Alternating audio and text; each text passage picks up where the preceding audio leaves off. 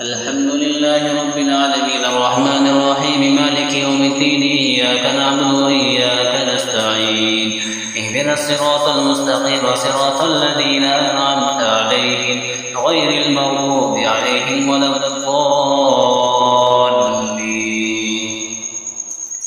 بسم الله الرحمن الرحيم. هل أتى على الإنسان حين من الدهر لم يكن شيئا مذكورا إنا خلقنا الإنسان من نطفة أمشاج نبتليه فجعلناه سميعا بصيرا إنا هديناه السبيل إما شاكرا وإما كفورا إنا أعتدنا للكافرين سلاسل وأغلالا وسعيرا إن الأبرار يشربون من كأس كان مزاجها كافورا عينا يشرب بها عباد الله يفجرونها تفجيرا يوفون بالنذر ويخافون يوما كان شره مستطيرا ويطعمون الطعام على حبه مسكينا ويتيما واسيرا إنما نطعمكم لوجه الله لا نريد منكم جزاء ولا شكورا إنا نخاف من ربنا يوما عبوسا قمطريرا فوقاهم الله شر ذلك اليوم ولقاهم نضرة وسرورا وجزاهم بما صبروا جنة وحريرا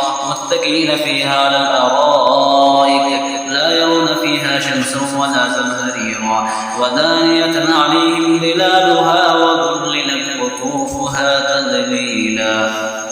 ويطاف عليهم بآنية من فضة وأكواب كانت قوارير من فضة قدروها تقديرا ويسقون فيها كأسا كان مزاجها زنجبيلا عينا فيها تسمى سلسبيلا ويطوف عليهم ولدان مخلدون إذا رأيتهم حسبتهم لؤلؤا منثورا وإذا رأيت ثم رأيت نعيما وملكا كبيرا عاليهم ثياب سندس خضر واستبرق وحلوا وسابر من فضة وسقاهم ربهم شرابا طهورا إن هذا كان لكم جزاء وكان سعيكم مشكورا إنا نحن نزلنا عليك القرآن تنزيلا فاصبر لحكم ربك ولا تطع منهم آثما أو كفورا واذكر اسم ربك بكرة واصيلا ومن الليل فاسجد له وسبحه ليلا طويلا إن هؤلاء يحبون العاجلة ويذرون وراءهم يوما ثقيلا نحن خلقناهم وشددنا أسرهم وإذا شئنا بدلنا أمثالهم تبديلا إن هذه تذكرة فمن شاء اتخذ إلى ربه سبيلا وما تشاءون إلا أن يشاء الله إن الله كان عليما حكيما يدخل من يشاء في رحمته والظالمين أعد لهم عذابا أليما.